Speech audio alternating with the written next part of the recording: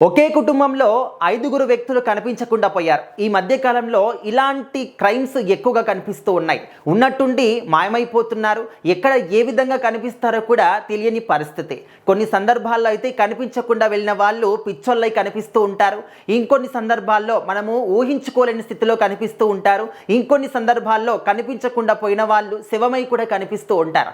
అయితే ఇప్పుడు ముంబైలోని మహారాష్ట్ర నాగ్పూర్లో దంతోలి పోలీస్ స్టేషన్ పరిధిలో ఒక కుటుంబానికి సంబంధించి ఐదుగురు వ్యక్తులు కనిపించకుండా పోయారు. వాళ్ళకు ఏం జరిగింది, ఏంటి, ఎక్కడికి వెళ్ళారు, ఎవరైనా కిడ్నాప్ చేశారా, ఎవరైనా వాళ్ళని హతమార్చారా, లేకపోతే వేరే దేశాలకి తరలించారా, ఇలాంటి రకరకాల కోణాల్లో పోలీసులు మాత్రం ఈ కేసుని దర్యాప్తు చేస్తూ ఉన్నారు. ఎందుకంటే ఈ మధ్యకాలంలో మనం చూస్తూ ఉన్నాం, సోషల్ మీడియా వేదికగా కూడా సీసీటీవీ ఫుటేజ్లో రికార్డ్ అయినటువంటి చాలా సందర్భాల్లో చాలా రికార్డ్ అయినటువంటి ఫుటేజ్లో బయటకు వచ్చాయన్నమాట.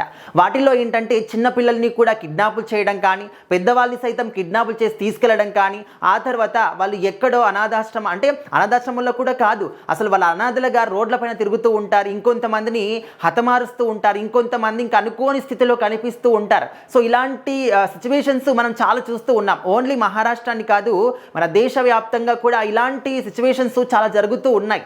అసలు సమాజానికి ఏమవుతుంది ఏంటి కూడా అర్థం కాని పరిస్థితి. ఒకవేళ ఈ విధంగా జరిగినటువంటి కుటుంబాలు ఉంటే మరి ఆ కుటుంబం యొక్క రిలేటివ్స్ కావచ్చు అండ్ వాళ్ళని పట్టించుకునే వాళ్ళు కావచ్చు, వాళ్ళకు ఎక్కడ కూడా ఎలాంటి ఆన్సర్ కూడా దొరకట్లేదు.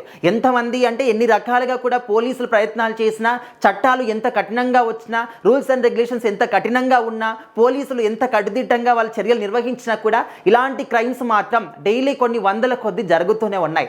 అయితే ఇక్కడ సురేష్ పర్సాని అని చెప్పేసి తన కొడుకు కావచ్చు, అదేవిధంగా కోడలు, మనవరాలు ఇద్దరు, సో వీళ్ళందరూ కూడా ఒకే కుటుంబంలో ఒకే ఇంట్లో ఉంటూ ఉంటారనమాట. సో ఉన్నట్టుండి జూన్ 24న కుటుంబంలో ఉన్నటువంటి 5 మెంబర్స్ అందరూ కూడా మట్మాయమైపోయారు. ఏం జరిగింది, ఏంటి, ఎక్కడికి వెళ్ళారు, సీసీటీవీ ఫుటేజెస్ మొత్తం కూడా చెక్ చేశారు. అక్కడ కూడా ఎక్కడ కనిపించని పరిస్థితి. సీసీటీవీలో ఫుటేజ్లో లేకుండా, మరి ఎవరు కూడా తీసుకెళ్లకుండా, ఇంట్లో వాళ్ళే అంటే అందరూ కూడా ఏ విధంగా మాయమైపోయారు అనేది ఒక పెద్ద మిస్టరీగా మారిపోయింది. సో మరి ఈ మిస్టరీని ఛేదించడానికి పోలీసులు మాత్రం చాలా రకరకాలుగా సహాయ శక్తులా కూడా ప్రయత్నాలు చేస్తూనే ఉన్నారు. కానీ ఇంకా కూడా ఎలాంటి జాడ కూడా తెలియదు. సేమ్ తుని పాప ఏ విధంగా అయితే మిస్ అయిపోయిందో ఆ విధంగా కిడ్నాప్ చేశారా అంటే ఎక్కడ కూడా కనిపించని పరిస్థితి. ఎవరైనా అంటే ఏమైనా వన్యప్రాణులు ఆ పాపను తినేసాయంటే దానికి కూడా ఎలాంటి ఆనవాళ్ళు లేవు. తప్పైందా అంటే కూడా ఇప్పటివరకు ఇక్కడ కూడా కనిపించని పరిస్థితి. సేమ్ అదేవిధంగా ఈ కుటుంబంలోని 5 మంది వ్యక్తులు కూడా అదేవిధంగా మట్టమాయమైపోయారు. సో మరి వాళ్ళ గురించి ఇంకా కూడా పోలీసులు ఒక సపరేట్ బృందంలాగా ఏర్పడి కూడా వెతుకుతూ ఉన్నారు. కానీ ఇంకా కూడా దొరకని పరిస్థితి. సో ఇలాంటి వాళ్ళు ఏంటంటే తొందరగా దొరకాలి అని చెప్పేసి అందరూ కూడా కోరుకోవడం తప్ప మనం కూడా ఏం చేయలేని పరిస్థితి.